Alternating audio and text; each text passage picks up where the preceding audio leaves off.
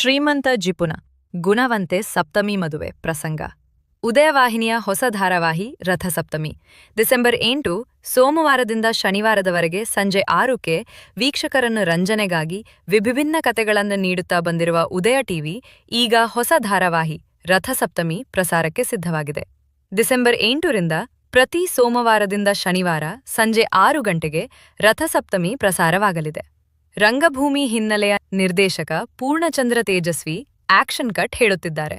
ನಾಯಕನಾಗಿ ಜೀವನ್, ನಾಯಕಿಯಾಗಿ ಮೌಲ್ಯ ಗೌಡ, ಉಳಿದಂತೆ ನಾಗೇಶ್ಮಯ್ಯ, ಸುನಿಲ್, ವಂದನಾ, ಭೂಮಿಕಾ, ಪುಷ್ಪಾ ಬೆಳವಾಡಿ, ಪ್ರಮೀಳಾ, ಸುಮೋಕ್ಷ, ಮಧುಸೂದನ್, ನೀನಾಸಂ ಪ್ರದೀಪ್, ಚಂದನ, ಅಥರ್ವ ಮುಂತಾದವರು ಅಭಿನಯಿಸುತ್ತಿದ್ದಾರೆ. ಛಾಯಾಗ್ರಹಣ ಕೃಷ್ಣ, ಸಂಕಲನ ವಿಶಾಲ್ ವಿನಾಯಕ್ ಅವರದಾಗಿದೆ. ಆರಂಭಿಕ ಎಪಿಸೋಡ್ಗಳಲ್ಲಿ ಹಿರಿಯ ನಟ ಉಮೇಶ್ ನಟಿಸಿದ್ದು, ಇದು ಅವರ ನಟನೆಯ ಕೊನೆಯ ಧಾರಾವಾಹಿ.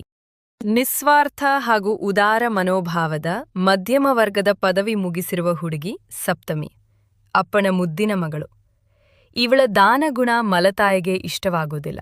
ಈಕೆಗೆ ಶ್ರೀಮಂತ್ ಅನ್ನೋ ಒಬ್ಬ ಜಿಪುಣನ ಜೊತೆ ಮದುವೆ ನಿಶ್ಚಯವಾಗುತ್ತೆ. ಶ್ರೀಮಂತ್ಗೆ ಚಿಕ್ಕಪ್ಪನಿಂದ ಮೋಸವಾಗಿದ್ದರಿಂದ ಯಾರನ್ನೂ ನಂಬದೆ ಪೈಸೆಗೂ ಲೆಕ್ಕ ಇಡುವಂಥವನು. ಮನೆಯಲ್ಲಿ ಈತನನ್ನ ಕಂಜೂಸ್ ಕುಮಾರ ಅಂತ ಕರೀತಿರುತ್ತಾರೆ. ಈತನ ಸರ್ಕಾರಿ ಸಂಬಳದಿಂದ ಕುಟುಂಬದ 5 ಜನರ ಬದುಕು ನಡಿಬೇಕಿರುತ್ತದೆ.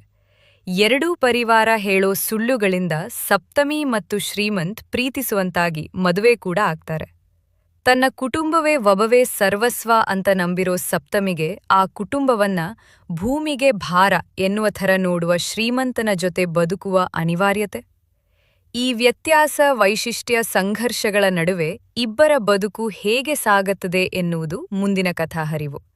ಸ್ಟೋರಿ ಬ್ರೀಫ್ ಸ್ಟುಡಿಯೋಸ್ ಬ್ಯಾನರ್ ಅಡಿಯಲ್ಲಿ ಹ್ಯಾರಿಸ್ ನಿರ್ಮಾಣ ಮಾಡುತ್ತಿದ್ದಾರೆ ರಥಸಪ್ತಮಿ.